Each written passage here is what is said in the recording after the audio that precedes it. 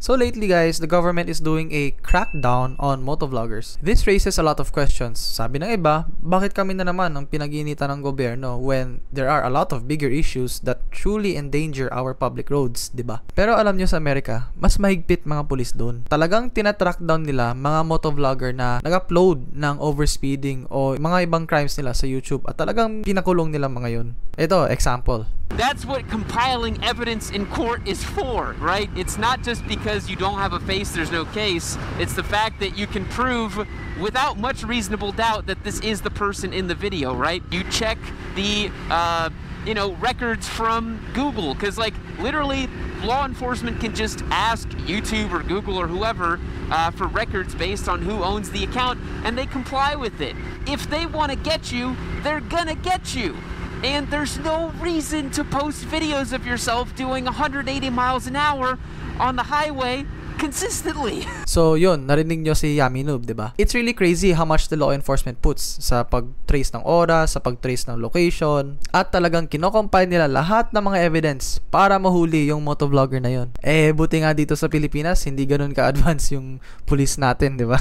But the point I'm making is, don't upload your own crimes online, maybe? Kasi kung isipin nyo, parang nilalaglag nyo lang sarili nyo if you post yourself going 200 kph, diba? Sa main account mo pa. A violation is a violation, guys. Diba? Let's be honest lang to ourselves. Huwag tayong pabiktim dito. But, I'm not telling you guys how to ride, ha? Malinaw yan. Ride your own ride. I don't judge you. Kasi ako, personally, I have rider friends na medyo wild sa daan. And even ako dati, nagkaroon ako ng face dyan. But just don't be surprised by the consequences if ever you posted a video of yourself online na nagwiwili ka sa NLEX tapos puro traffic pa, diba? Or if ever, God forbid, maaksidente ka and makadamay ka pa ng iba. You better be ready to be held accountable. Ika nga, you play stupid games, you win stupid prizes. Trust me, speaking from experience, guys. But really, is it really worth it ba yung kamote riding sa public roads? Like, kumbaga, yung level of risk is very high, but the rewards for that risk is what? Like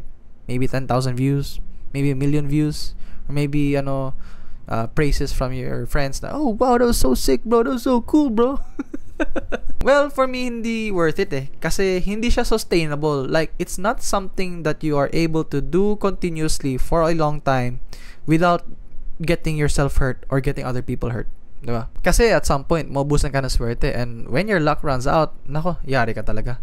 That's why ako, as a content creator, I'm an advocate for track days, especially for those on sport bikes or naked bikes. Personally, hindi ako nagkulang sa pag-invite or sa pag-encourage sa mga friends ko to do track days with me. Kasi ako, I don't want to influence other sport bike riders to ride recklessly sa public roads. Kasi gusto kong ma-improve yung image ng hobby natin, syempre. And I want to attract new riders to our hobby.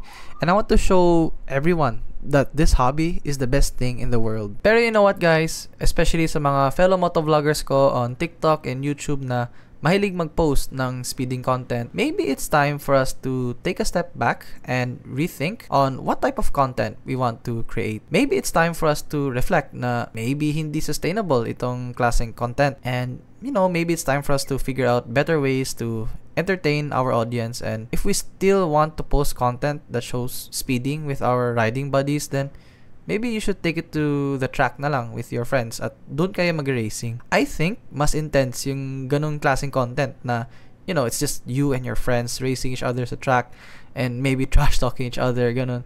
Sa cardo, diba? There's so much potential, guys. Like, come on, let's be better content creators and let's try to at least improve the image of our hobby, because apparently everyone in the government and everyone else on the road hates us now because of what's happening recently, diba? Ang daming issue sa motovlogging and riders in general, diba? So, let's just try to improve things a little bit, right? Kasi ang pangit kasi tingnan sa mga diba? Sa mga potential na new riders who are interested, who are thinking about joining our hobby, and then they hear things like that, bad things about our hobby, then it could discourage them from joining our hobby. So, sayang naman, diba? Mga potential na mga future riders if we continue on this path, diba? So, let's try to improve ourselves, right? So, yun lang, guys. So, thanks for watching and see you around.